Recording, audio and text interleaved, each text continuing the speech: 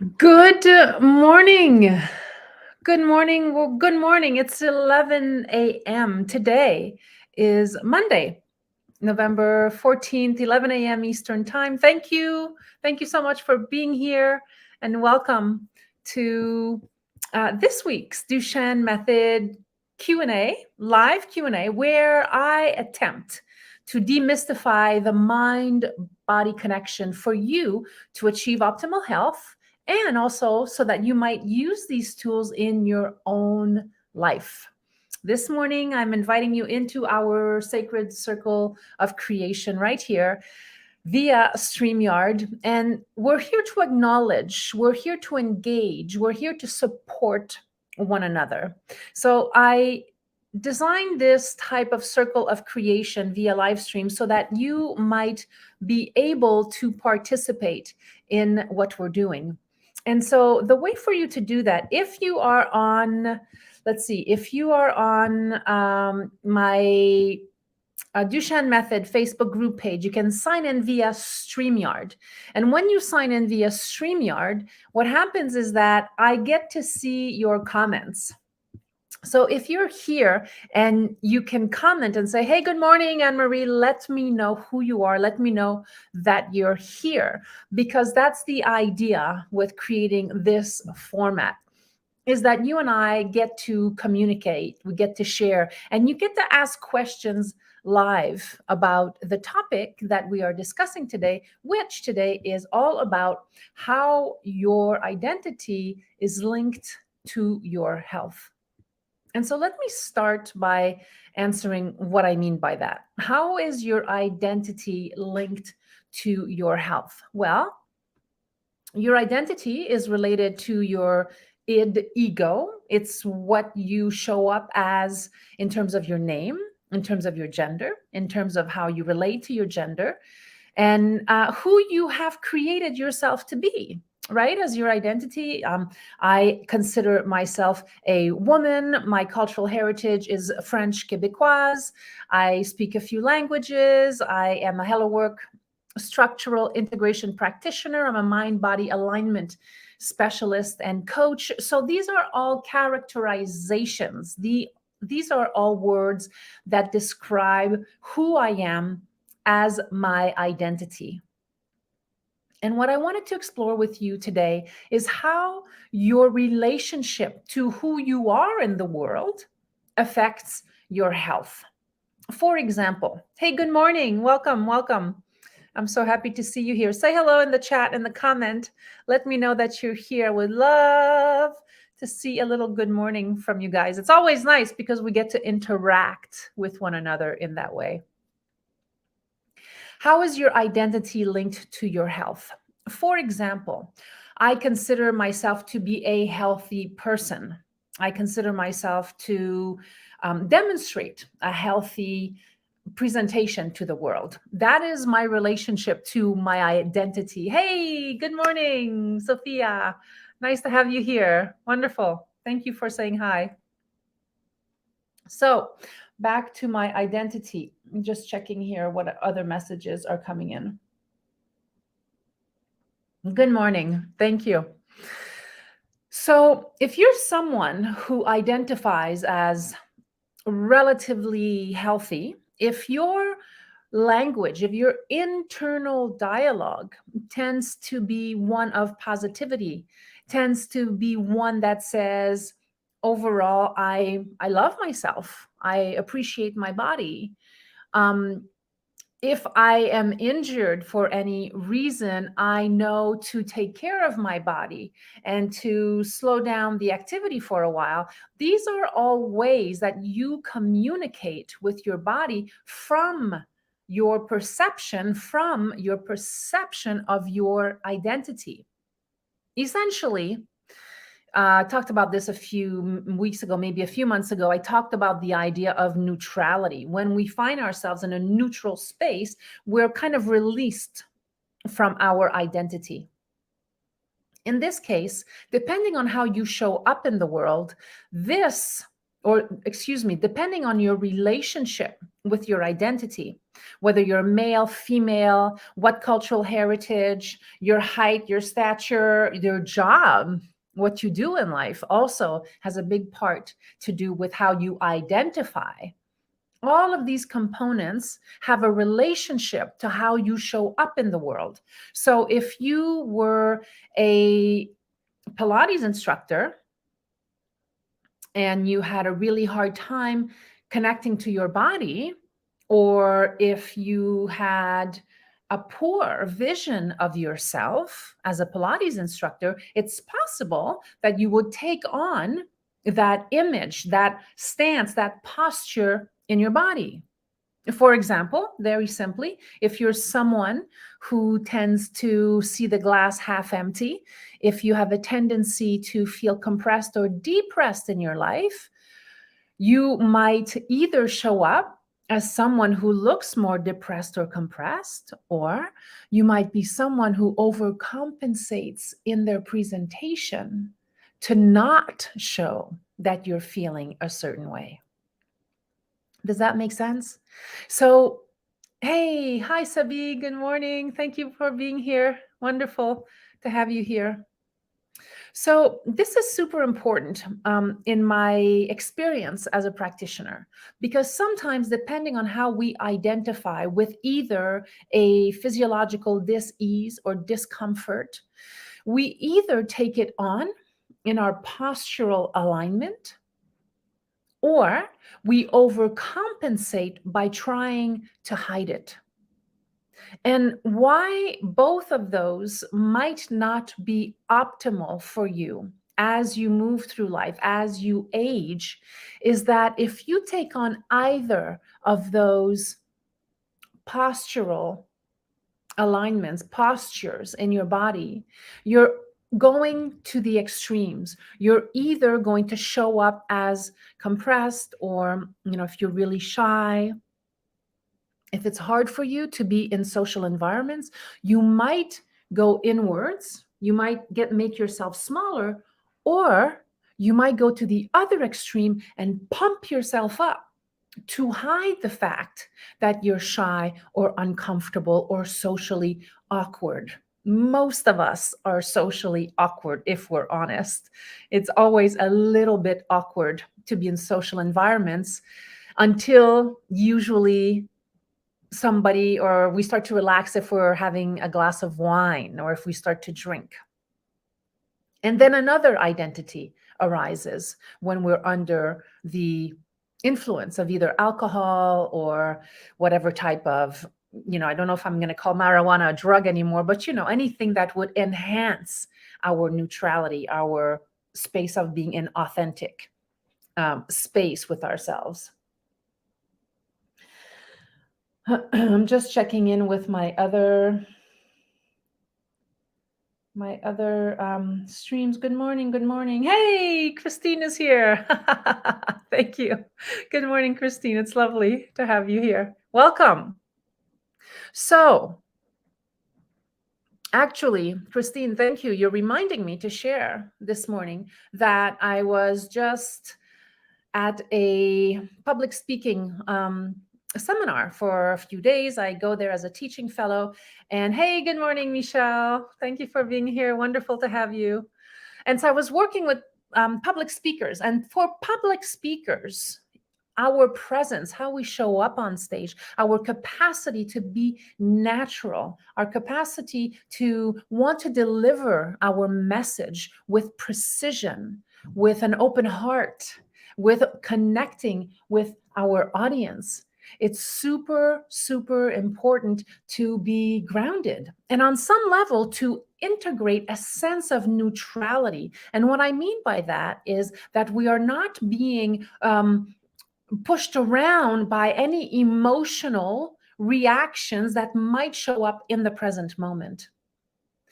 So understanding how linking your identity, how you see yourself in the world, affects your physiological health is super important and is becoming more and more important because more and more of us are getting in on the mind body medicine, the mind body science of being able to show up as we truly feel. This is the entire mindfulness movement. This is the entire capacity to connect with your emotions movement, something that wasn't very popular, still not very popular with many allopathic medical environments.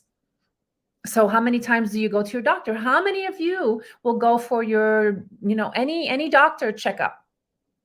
Even your dentist potentially. Although I did meet an amazing dentist last week who does not fit this category. And also, how many times do we go see our medical professionals in the allopathic sense, right?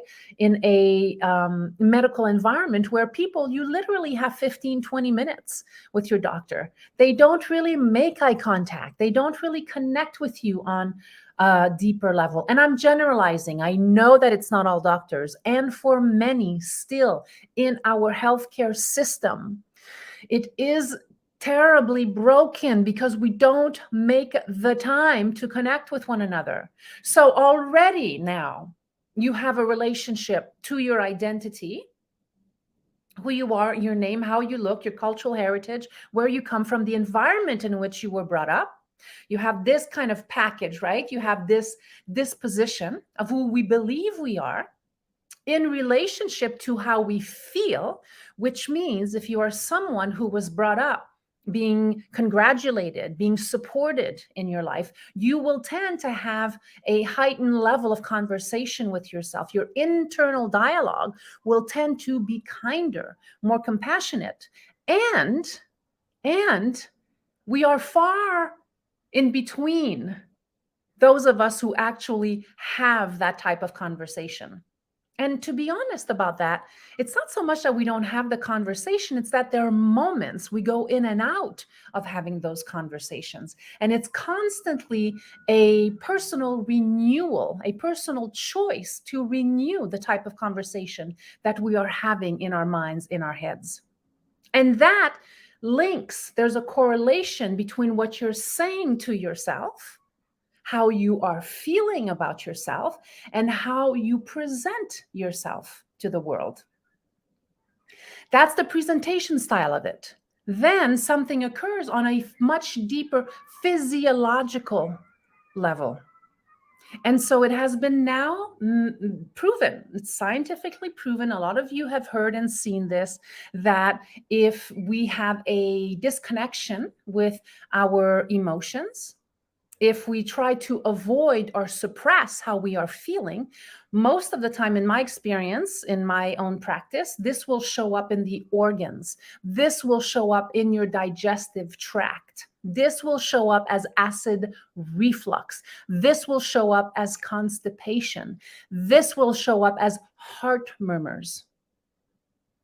It's a very profound and important correlation to start to really move into the next level and step of who you are, of how you want to show up in the world in relationship to your physiology. Our bodies are not separate. Our bodies don't happen on the side. Our bodies don't just show up with a cough or the flu. There is a correlation, a much deeper correlation that is frequently unconscious. And this is what today's invitation is about, to become more and more conscious of how we show up in the world.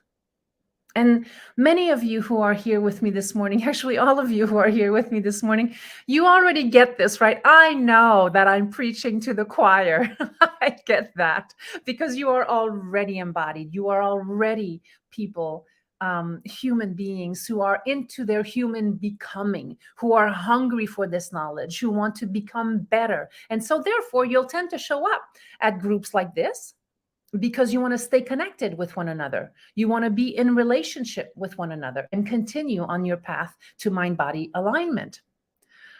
So congratulations and thank you. for being here. All right. Mind-body medicine.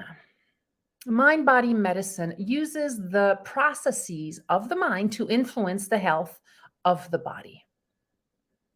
It is conceived on evidence-based science that was not known or understood until the late 20th century.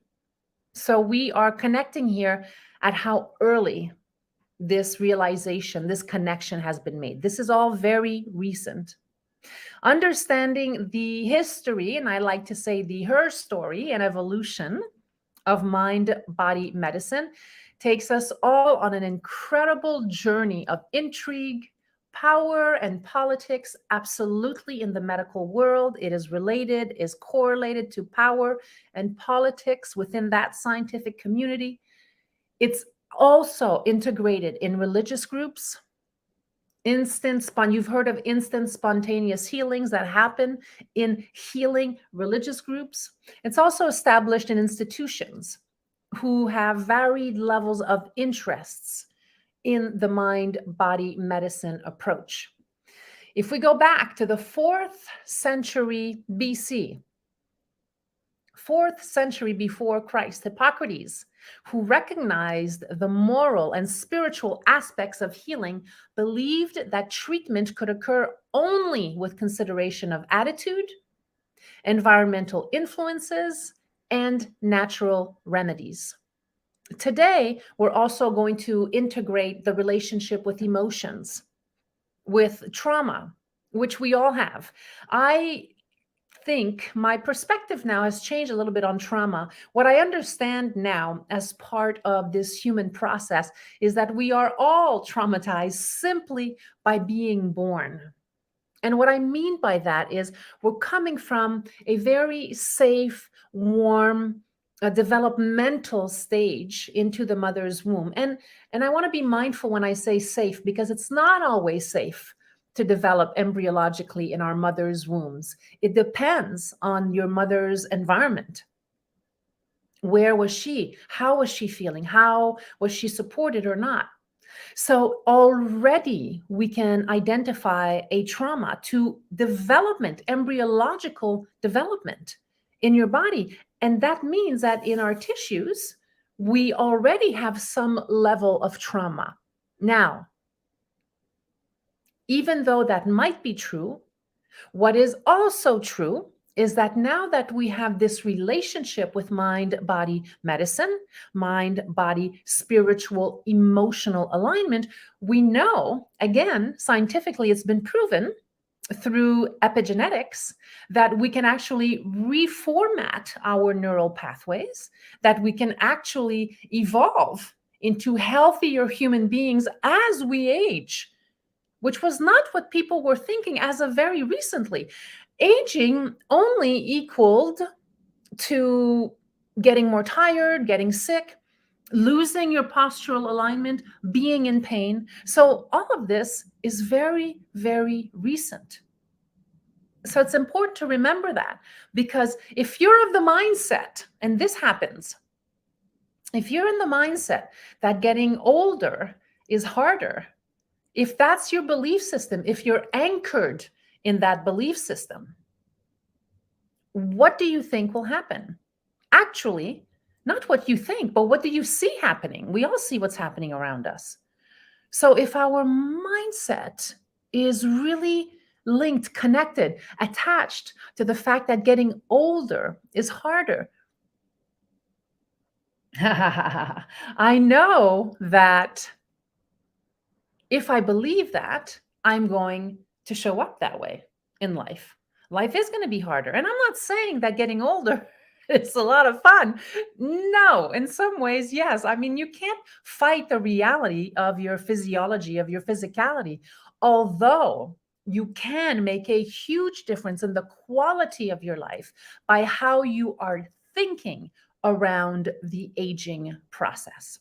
So I want to take a moment here and pull back. Yes, Sebi, I know I'm preaching to the choir. Yes, it's a good expression, right? You would appreciate it as a musician and vocalist. So write to me in the chat. What's your relationship with aging? What are your thoughts around aging? Like, be honest. For me, aging is a little bit. It's like a, in French we say sonner. Sonner, is when you're ringing that bell. Like, oh, okay. Like, I have had to change the rapidity at which I live. Meaning, jumping out of bed every morning and running here and running there. I'm not doing that anymore. I'm at a place in my life that I've integrated enough wisdom and knowledge to know that every time I slow down, I can actually move faster. Have you heard that expression? Slow down to go faster? It's a wisdom teaching. It's a wisdom teaching. And some younger people have that wisdom teaching within them. I didn't a few years ago. And as I'm moving into this aging body, I am understanding like the reason to rush. Why are we rushing exactly? When you can balance and see that actually, if you slow down and you're more connected, you actually get to do more. You actually go faster in a sense, meaning if we are able to focus with more intention and attention, you can literally shift your physiological health because you are regulating your nervous system. This is the most important thing, right? The Mind Body Alignment 101, regulate your nervous system every single morning. And I'm going to give you some ways that you can do that immediately today. That is super easy. Okay, I'm going to take a moment to read in the chat here. And thank you for being here. Whoever's showing up, please say hello in the chat, in the comment. Let us know that you're here. Okay, Sabi is sharing what you expressed about the mindset about being older is harder. It reminds me of my singing teacher who told me once that sometimes older people's voice change because of that mindset too. Wow. Amazing. Thank you, Sabi. Your voice, that's really interesting. Your voice changes if you think that you're getting older. Now, there's no doubt that there might also be a correlation to your body changing, right? But that's really interesting that your voice teacher said that to you. I totally can relate to that. Thank you, Sabi. Michelle says, prioritizing ease and slowing way down with intention. What are the benefits for you of slowing down?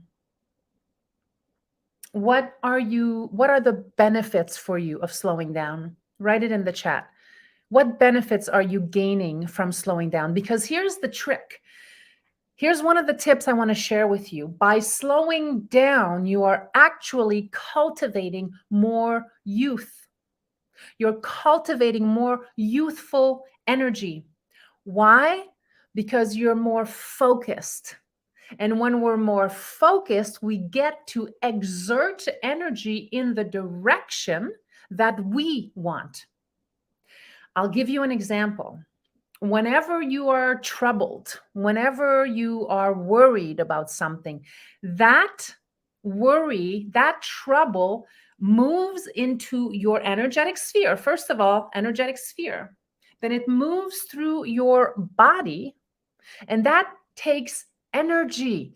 To worry takes energy. To be angry takes energy. And those are negative energies. Understand the context in which I'm sharing now. I'm not saying they're never useful. In this context, I'm saying that when we focus a lot on those energies, on those feelings, anger, worry, resentment. Oh my God, resentment is a huge one. Resentment can be hard. Bitterness because of what happened in your past. And so we take those on and they infiltrate our energetic spheres. They infiltrate our body, affect our physicalness, our physicality, affect our physiology. And so there's not much energy left to focus on your priorities, on what's working in your life, on what you want to be doing next. It is a daily training. It is a daily training for you to say, when your inner voice comes in and starts to criticize you for whatever reason, it is your responsibility to say, no, no, stop. I am not my past. I'm not going to invest energy in moving into this belief system because it's going to literally make me sick. Literally. So easy things that you can do to soothe yourself, to heal yourself. Very easy, just like I'm doing, hands on heart. Many, many times throughout the day, if I have a moment of panic, if I have a moment of feeling, more compressed, or if I have a moment of feeling depressed, or if I have a moment of feeling disconnected to myself or to the world around me, based on everything that's going on in the world, you have to shut it down. You really need to shut it down and come to the center of your heart, refocus towards what is helpful for you, towards what is meaningful for you, towards what you want to create with your life. That is the discipline of focus. And when we do that, inevitably, a youthful energy invades us in the best way. And we have more energy to spend, of course, in that direction because we're removing the other pieces. Right? Sometimes it's just a hard no. No, you're not going to infiltrate my mind, because if I continue to worry about my mother's health, that's a big one. If I continue to worry about my husband's health, my father's health, my wife's health, if I continue to worry about these things, I am getting depleted. That doesn't mean that there isn't a time and space to be concerned or to support them. I have seen some people in my life care and support people around them that are sick for years, putting their entire life on the back burner. Energetically, you lose your vital life force when you focus only on that. I'm not saying that sometimes it's not necessary. I do understand that. I am inviting you to expand the potentiality of seeing how that might be one piece of the way you live. How might you create environments for yourself that are supportive, where you can support people in your life that might be sick, that need your help, and also that you can maintain a sense of connection with yourself so that you also don't get sick. Do you see? If you're constantly worried about someone dying, you yourself are dying a little bit every day. So how do we manage that? How do we manage maintaining a heart of compassion towards caregiving, towards taking care of people in our lives, and at the same time prioritize our health, because we're healthy, right? We're in alignment. We're doing things that we love in our life. So it's about really establishing these parameters, finding ways to establish balance in your life so that you're not sucked out of your vital life force. Does that make sense? If it makes sense, give me a 1. Give me a 1 in the comments if you're connecting. Am I making sense to you? Michelle says more time and less chaos within the nervous system. Yes, Michelle, thank you. Decrease of anxiety and increase of creative flow. Yes. And so, Michelle, thank you for that. How might we get into creative flow? That's another piece. And a lot of the time, for some unknown reason, or maybe not so unknown, we do tend to know. Thank you for the ones. 111. Thank you for that. So sometimes we think that being creative is a waste of time, or we don't have time for it. When in fact, Michelle, if I'm reading you correctly, it is an integration of life force when we get creative in the environment in which we find ourselves. Thanks so much for that, Michelle. I love that you wrote that. Sabi shares, I feel that when I was younger, I used to do thousands of things and run everywhere. Now, I love prioritizing a bit more.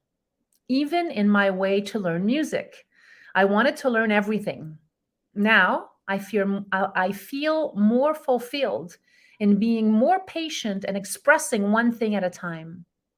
The more I grow up, Now in parentheses, now I find more beauty in that type of focus. I want to learn everything. Now I feel more fulfilled in being more patient and expressing one thing at a time the more I grow up. Now I find more beauty in that type of focus. Yes. So that's interesting. Sabi is bringing up something else about that type of focus, which is the word beauty, the beautifulness of taking the time, the beautifulness of checking in, of disciplining ourselves into how our mind speaks, what we are telling ourselves from that perspective, right? And there's beauty in that. I love that, Sabi. And Sabi, you know what? Reading you, I'm reminded that I really would love for you, perhaps next week on our live, for you to share a piece of music. I can zoom you in, and we might open up our session next week with you, Sabi, singing for us.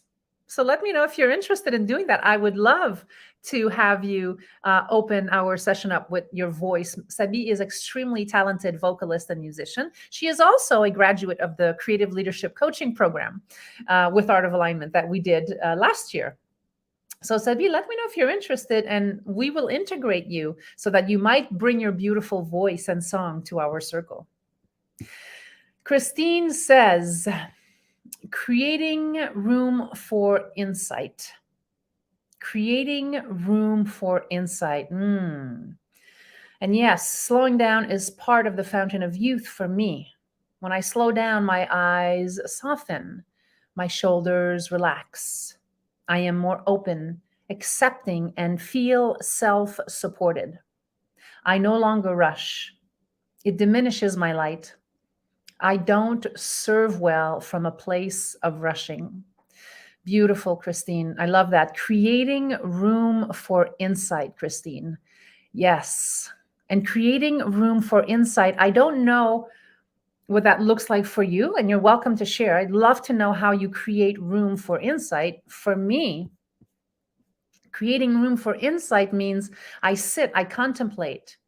My meditation time is a space for insight creation because ideas arise. I am given information through my meditation practice. I can sit quietly, balance myself, breathe intentionally, and from there, just like magic, a creative, beautiful, insightful process to use all of your words. And then it arises spontaneously. Oh my God, why are we not doing this more frequently? The slowing down process enriches us, heals our organs. It allows us some time to identify our outer to our inner. What is going on in your outside life that is so important that it might create havoc in your inner world?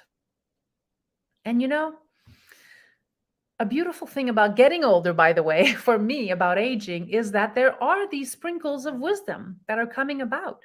And part of the wisdom is that we are invited to slow down because we might be more sensitive to physical activity. You know, maybe when I was younger, I had more power to lift heavier, whatever.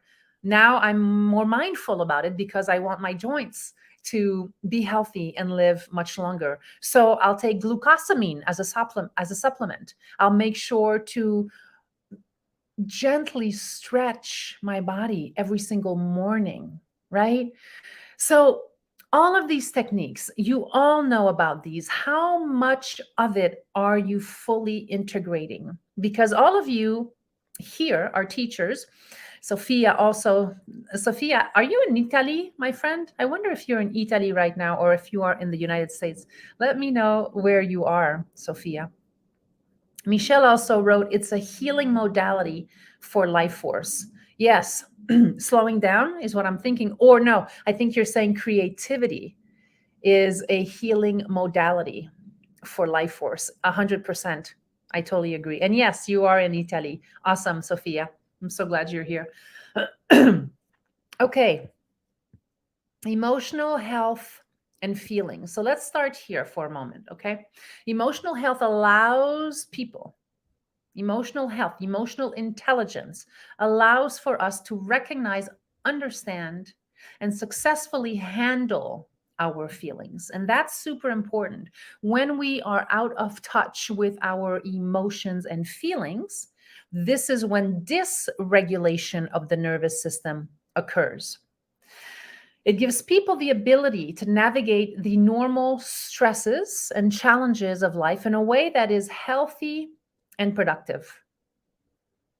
As a result, emotionally healthy people enjoy strong self esteem, healthy relationships, and healthy coping mechanisms. So, I would love to ask you, yes, creativity. Thank you, Michelle. I'd like to ask you right now, you don't have to write too much, but I want to check in with you about what I just read in terms of if you're emotionally healthy, if you are cultivating emotional intelligence in your life, do you find that you have a higher self esteem? You have higher self esteem for yourself. Do you also find that your relationships tend to be healthier? That you have healthier coping mechanisms? Are your relationships right now in your life, do you tend to have clean relationships? And what I mean by that is there a nice knot, a nice bow tie where you've tied up your knot. There are no loose strings in your relationships. And the reason I'm asking that is because also we're coming to the end of another Julian calendar year. And I want to invite you to review. And by the way, I have a little surprise for you. If you're in New York City on December 18th, I'm doing a live event and I'm calling it Somatic Vision Boarding, which is we're going to have a few practitioners offer some mini healing sessions. And then we're going to do a vision board creation from a place of body felt sense awareness to move us into next year, 2023. So that was just a little parenthesis. If you're in New York City, stay tuned. I'm going to advertise it very shortly. Okay, so back to your relationships. Think about your relationships right now. And I mean that in relationship, literally, to how you feel physically, right? So are there relationships that bring you pain when you think about it? Unfinished relationships that bring about some pain, that bring about resentment, that might bring some bitterness. Do you have any of those relationships in your life?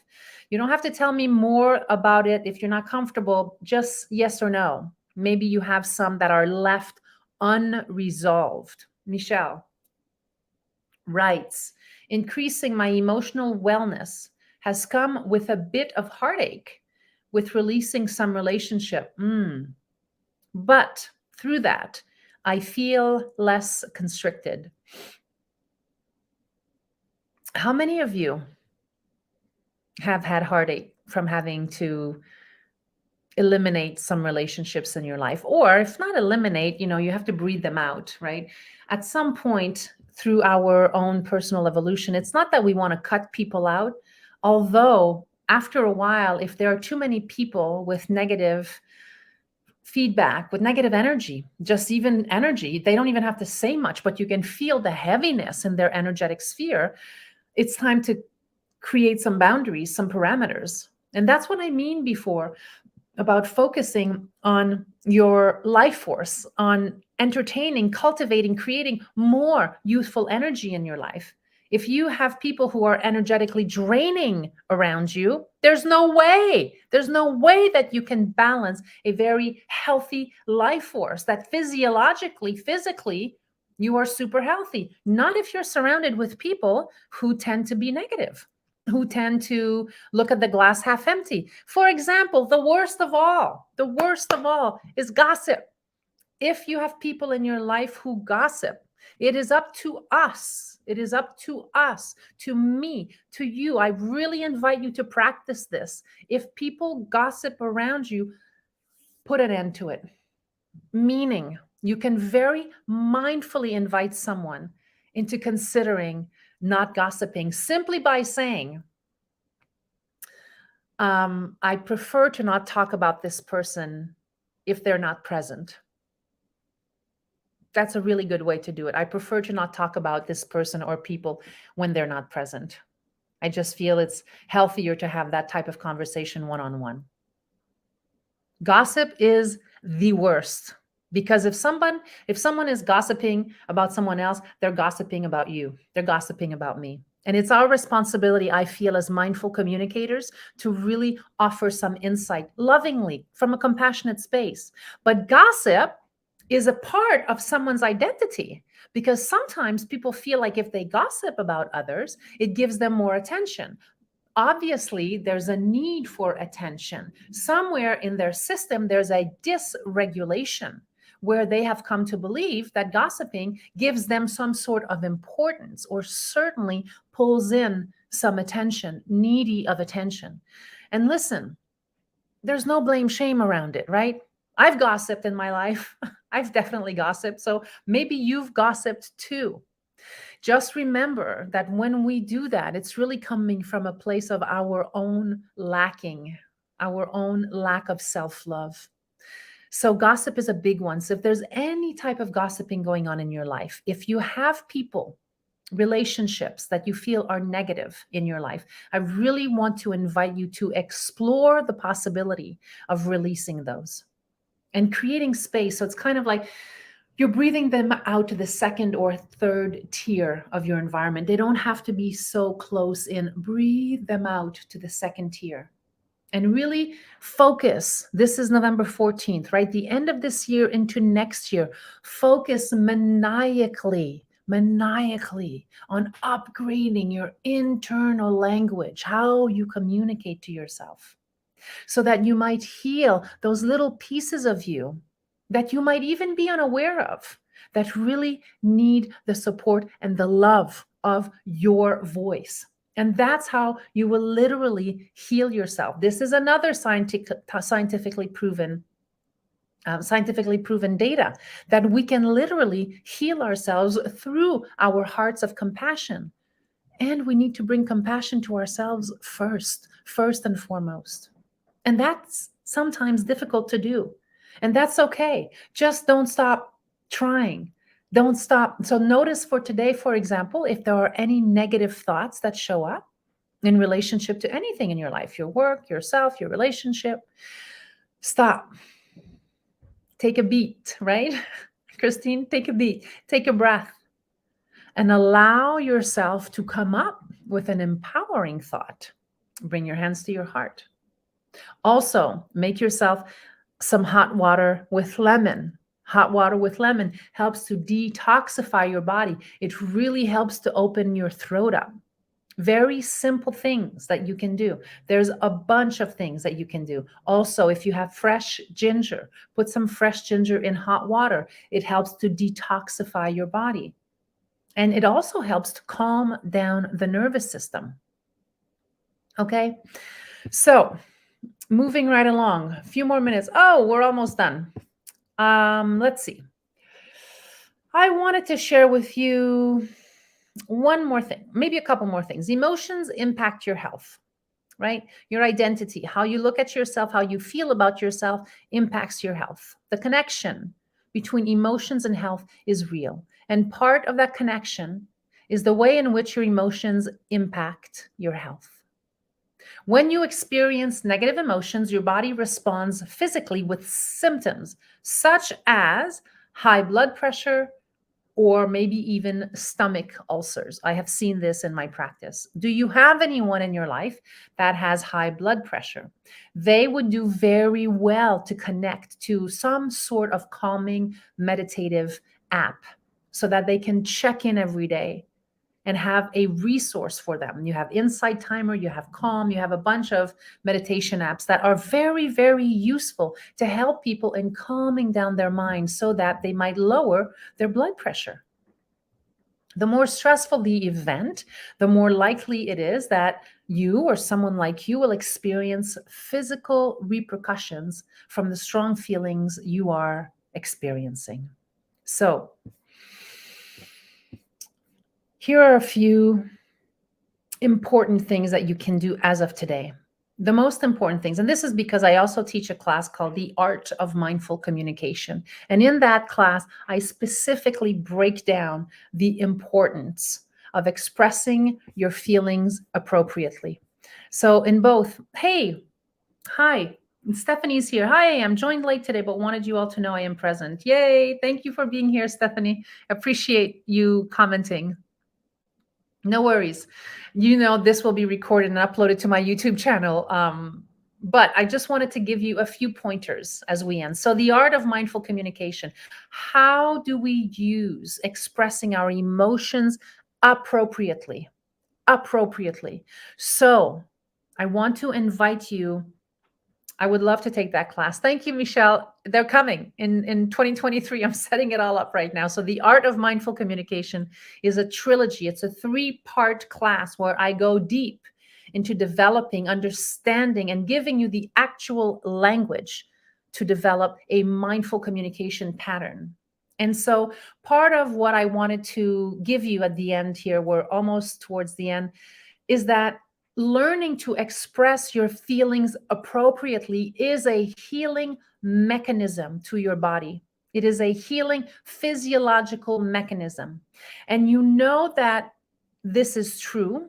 And I'll tell you how you know that this is true is because how hard it is to express our emotions appropriately instead of just letting them go by.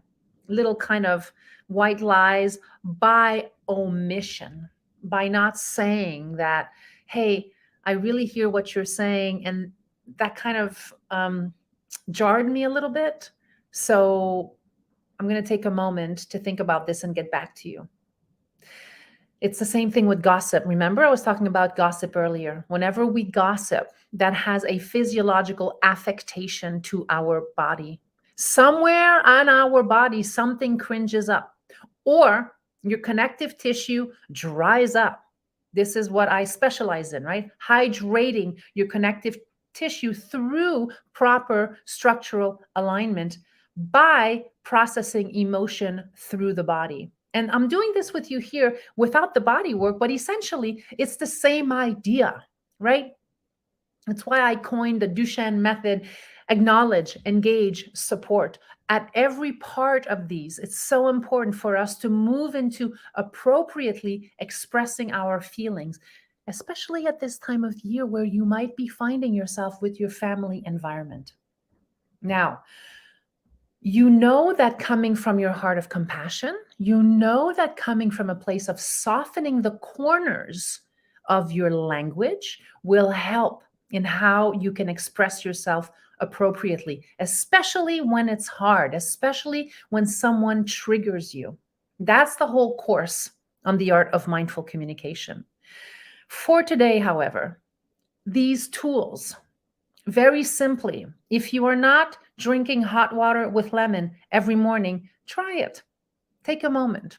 Cleanse your body, detoxify your body. Another thing that I do frequently as a detoxifier, and this helps with releasing negative energy, with releasing your body physiologically, is to create a green clay mud bath for your feet. You can also do it for your hands. For your feet, it's extremely helpful. Green clay is earth, isn't it? And it has the power to detoxify your body. I used to offer this, well, I still offer it in my practice, although I used it for a long time when I was younger. I used to be a lifeguard and I had severe athlete's foot. And I had cracking all over my feet. And I used to get major spasms in my calves. And when you practice creating these little green clay mud baths, they really help to detoxify, hydrate your connective tissue and your skin. So if you have people in your life that have dry skin, even psoriasis, if you have people in your life who have trouble with their digestive system, make a little green clay mud bath and let them soak their feet into it. 20 minutes, 25 minutes. And make sure that when you throw out your little concoction, you do so outside. Do not put it in your toilet or in your sink because it will clog up your sink, because the clay will dry. That's earth, and it will clog up your pipes. Okay. It's just a little something I had to learn the hard way. All right. Focus. So expressing your feelings appropriately, focusing on the good. We talked about that a few weeks ago. Keep focusing on what's working. Practice resilience in your life. Practice resilience in your life. And how do we practice resilience in our life? Practice resilience is super important. And that's what I was talking about at the beginning in terms of your energy source, your life force. We have to be resilient at this time of life. We can't just lay back. This is not the time to lay back. We don't have to force. We don't have to be a bull in a china shop. However, resilience is a superpower at this time of life. And how do you cultivate resilience? Is by keeping yourself centered, hand on heart, giving yourself some love every morning, every day, a cup of hot water with lemon, regulate your nervous system. I have a ton of tips and tricks for you. Not so much tricks, I would say tips for you to help yourself come back to center and regulate your nervous system. Because when you do that, you're also coming back to neutral, where you disengage from your identity. Practice the disengagement to your identity every morning. What I mean by that, take off the masks. You know, I'm the coach, I'm the practitioner, I'm the daughter, I'm the sister, I'm the best friend. Taking all of those masks off and coming to a place of neutrality where I am empty, to empty oneself out. Drinking hot water with lemon or with ginger in the morning helps you to calm your nervous system, because the heat actually works as a cold remedy in your body. This is more Chinese medicine and Ayurvedic medicine, but it actually reacts as a cooling down system inside your body to regulate your nervous system. Expressing your feelings appropriately, focus on the good, practice being resilient, and finally, to use all the techniques you know of to calm yourself, calm your nervous system.